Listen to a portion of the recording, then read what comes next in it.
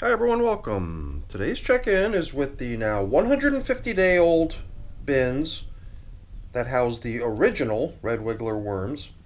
And some of the stats about the systems are the times they've been fed, 13 times so far. So today's feeding number 14 is just your typical assortment of kitchen scraps from my freezer, as well as a moldy hard roll. I've also got some paper towels and some napkins and some other stuff like that. I've even got some coffee off on the side and worm chow that we can include in the feeding. And the last feeding, 14 days ago, consisted of a couple things outside the routine of just feeding. Number one was, well, I guess the thing that I'd like to try to pay attention to see if it requires more of the same sort of attention is the building out of the contents of bin number 2 over there, because I think I could even see it already in terms of the overall level of the material within each system. We kind of had this feeling as if there was not quite as much material in bin number 2. So last time we added about twice as much foundational bedding in beneath the feeding zone, and then at the end when we got around to sprinkling in the leafy matter on top, we sprinkled in about twice as much leafy matter as well. So that was not meant to try to equalize in one shot the amount of material in the systems. It was just meant to try to drive us in that general direction.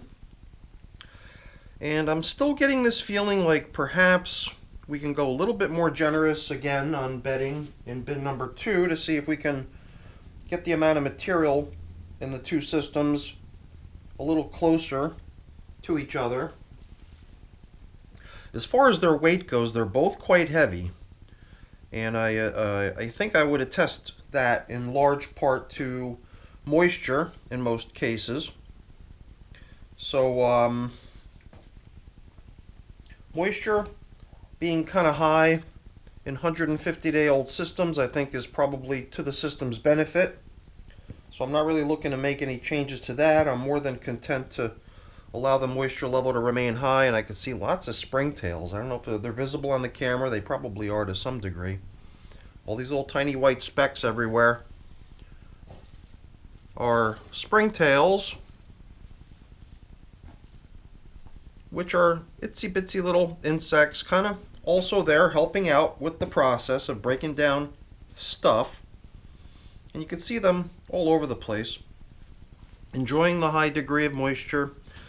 I kind of thought that perhaps today we would go through a little bit of a stirring up of the contents of both systems to try integrating the bedding added last time. Especially since in bin number 2 we added a whole lot more bedding down into the feeding zone and on top. Figure if we can just spread all that stuff out everywhere, maybe in the end we'd get a better sense of what the difference is in terms of the amount of material in the two systems relative to each other. I'm still getting the sense that we might want to be a little bit more generous yet again on the bedding in bin number 2 to see if we can help the system catch up a little bit. So let's first just isolate some of the things that we kind of keep an eye on, which are these slow composting objects, such as the half of a mango seed. Well, the seed itself has been missing from this husk for some time now, especially since I was able to, cut the seed in half, throw half into each system. That gave them direct access to the seed inside, as well as a pumpkin stem here. I think there's 2 pumpkin stems in the second bin. And then this was kind of interesting. So last time we checked in here 14 days ago, there had been a 14-day interval between feedings then too. And it was then, after 14 days, we noticed that this half of a yam had been pretty much cleared out already. However, in bin number 2, there still seemed to be about 1/3 of the actual vegetable matter inside the skin And I would have to guess that by this time it's probably been hollowed out the same way. So why don't we just take these objects, these interesting objects, push them aside so that at this point we can feel like blending everything in the systems equally can occur without us needing to work around anything. And really quick over here in bin number 2, we'll do the same. Try to extract these things so they're not in our way. Once again, we're dealing with a pumpkin stem, but I think there's 2 of them over here in bin number 2. Oh, and there's the yam. As to whether or not we're still going to find material inside the yam, I would guess probably not. See a little jumble of worms hanging out near the entrance to the skin of it, and yep, as expected, they've taken care of the inside of this yam as well. And over time they'll work down the entire yam, skin and all, but it was the inner juicy part, the soft stuff, that they were able to break down much more quickly. So here we have a long and skinny pumpkin stem, and this is pumpkin stem too, but this is stout and wide. And I'm trying to think what else. There might have been in here also a half of a mango seed husk, which is right here. So let's do the same really quick. We're just going to set these objects aside so that when we get to feeding, we can bring them back and include them in the feeding zone of each system. But at this point, I'm thinking it would be kind of nice to blend in all the generous bedding that we dropped in underneath the feeding zones.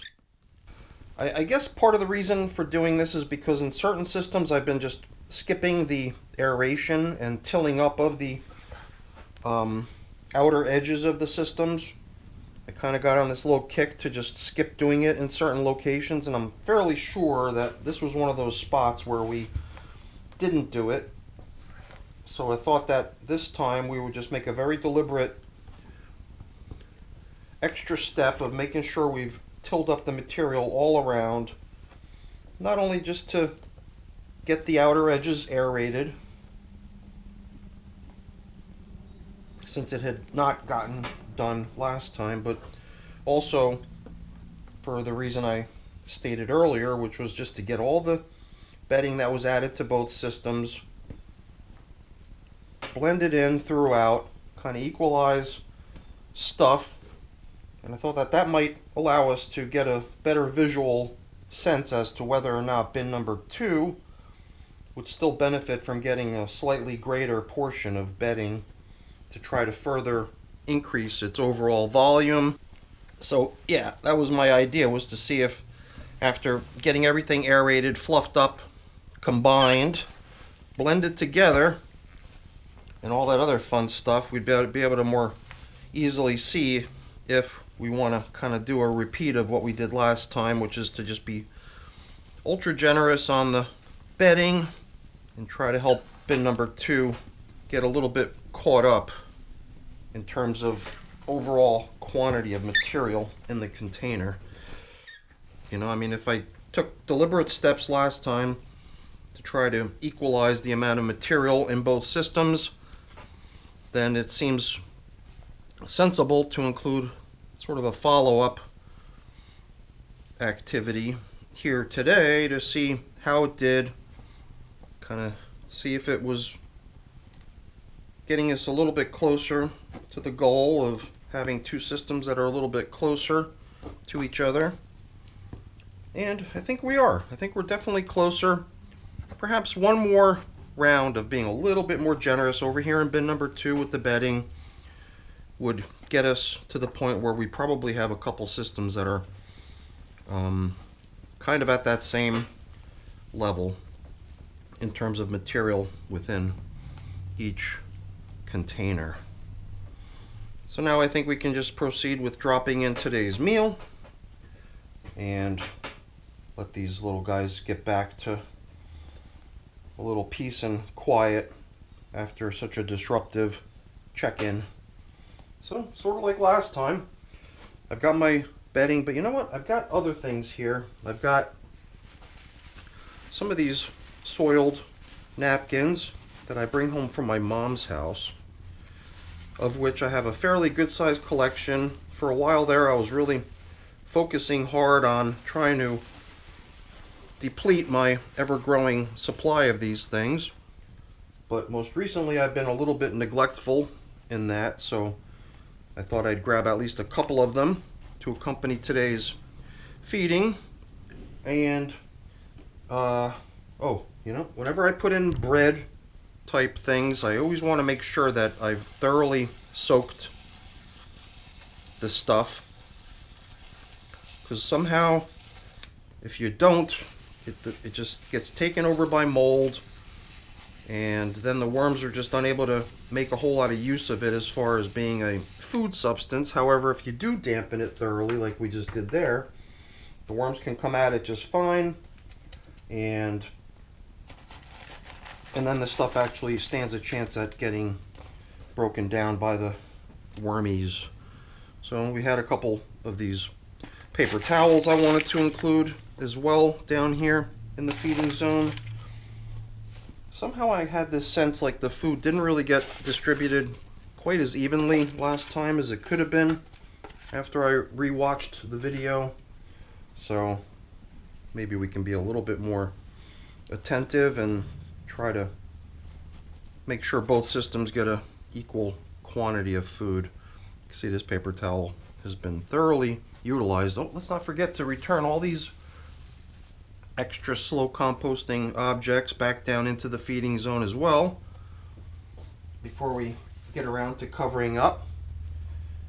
Those yam skins, you know, I don't know what to expect as far as how long it's going to take for them to finish getting broken down, but I guess we'll have to see. All right, let's come in with some bedding here. Here I'm just going to sprinkle a little bit over the top in bin number 1. But in bin number 2, I'd like to, once again, more or less double the amount that bin number 1 received,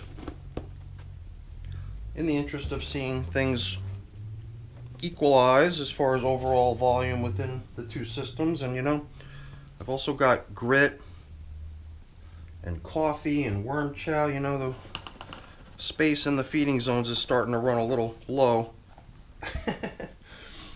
Let's kind of leave the feeding at that. I think we've done a pretty good job on being pretty thorough on giving them a nice assortment of different things. And we've hardly left enough surrounding material here to cover up with in the end. And we're not even done, because as far as adding more materials, we're still going to do the same thing we did last time at the end, which is to sprinkle in some leafy matter as sort of a top dressing, top coating for the systems. And following suit with what we did last time, we'll just give a little sprinkling to bin number 1, while in bin number 2 we'll follow suit with the thinking of kind of doubling the quantity, more or less. And now I'm getting this feeling like by the next time we return to these systems, we'll probably have a couple bins that are almost the same as far as the amount of material in each. And you know, it's almost like a parade of different stuff going in. This final little treatment that I'm giving the systems is a little bit of Mosquito Dunks, which I'm treating as more of a preventative application in certain cases, like here where I didn't really notice any flying insect issues. And hopefully, if we continue doing that everywhere, we'll eventually get to the point where we see none, and that would be kind of a nice thing. But I still see them here and there. Certainly not chronic, certainly not plague level infestation, but certainly enough to be a nuisance, and also certainly enough to grow out of control if we're not careful about it.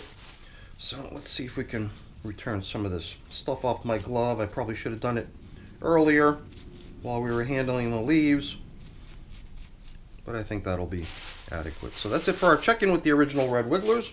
That was fun. A little bit of a longer video. Hopefully I haven't lost you by now, but if you're still here, thank you for watching. Hopefully you enjoyed it. If you did, as always, please don't forget to leave me a quick thumbs up before you go. That's always really appreciated. And if you haven't done so already, please also consider subscribing to the channel. That's very much appreciated as well.